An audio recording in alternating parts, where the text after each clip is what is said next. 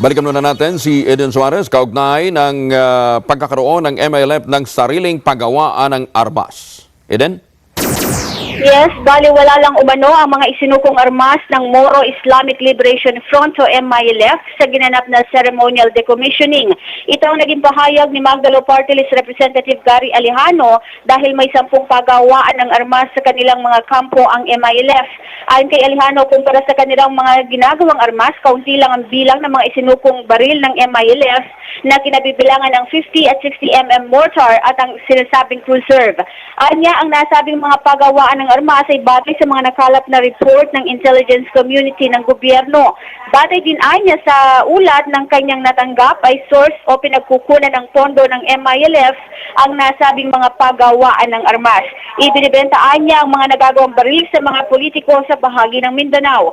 Gayunman, aminado ang kongresista na mahirap i-verify ito dahil nasa loob ng mga kampo ng MILF ang nasabing mga pagawaan na hindi naman basta-basta maaaring pasukin.